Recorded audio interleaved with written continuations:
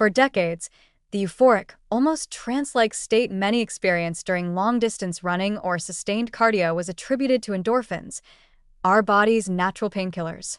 This so-called runner's high was thought to be the result of a flood of these opioid-like molecules that ease discomfort and create a sense of bliss. But in recent years, neuroscience has begun to paint a more complex and even more fascinating picture. It turns out that another group of chemicals, called endocannabinoids, may play a more central role in creating the emotional uplift, reduced anxiety, and serene clarity that runners and endurance athletes often report. Endorphins, while important, have a limitation. They're large molecules that do not easily cross the blood-brain barrier.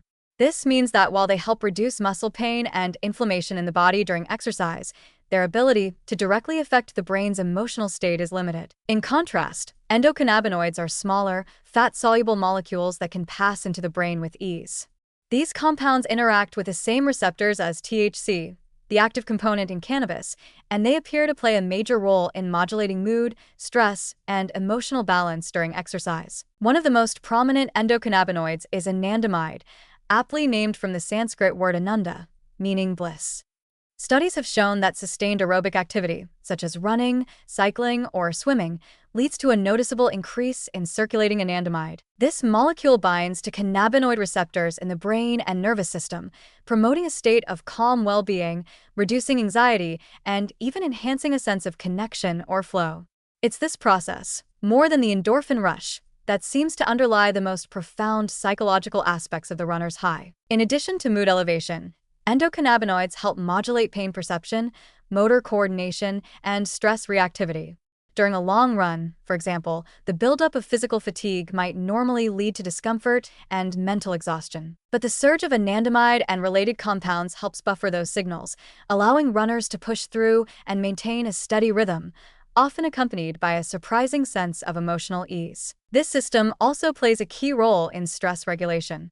The endocannabinoid system acts like a volume dial for the brain's stress circuits, particularly in the amygdala and hypothalamus. When it's activated during exercise, it tempers the fight-or-flight response, quieting anxious thoughts and shifting the body into a more balanced, parasympathetic state, one that promotes recovery, reflection, and calm. This may explain why many people turn to running not just for physical fitness, but as a form of moving meditation or emotional reset. Interestingly, intensity and duration matter. Research shows that moderate, sustained exercise, typically 30 minutes or more of rhythmic, low to moderate intensity cardio, is most effective at triggering the endocannabinoid surge. Too short, and the brain doesn't receive the necessary physiological signals. Too intense, and the experience may veer into cortisol-heavy stress, dampening the euphoric effect. This sweet spot, however, is accessible to most people with consistent training and mindful pacing. What's even more hopeful is that the effects are cumulative. The more regularly someone engages in aerobic movement, the more efficiently their body learns to release and respond to these natural chemicals. Over time, the brain rewires itself to expect and crave the mental benefits of movement, not just the physical ones. This creates a positive feedback loop that helps reinforce long-term habit formation. You run, you feel good, you remember that feeling, you want to run again. The science of the runner's high is a powerful reminder that our brains are designed to reward us for movement. We're not meant to sit all day or numb our anxiety with screens. We're wired to find joy in motion, especially when that motion is rhythmic, sustained, and immersive. The euphoric sensation that once felt mystical or anecdotal now has a clear biological foundation.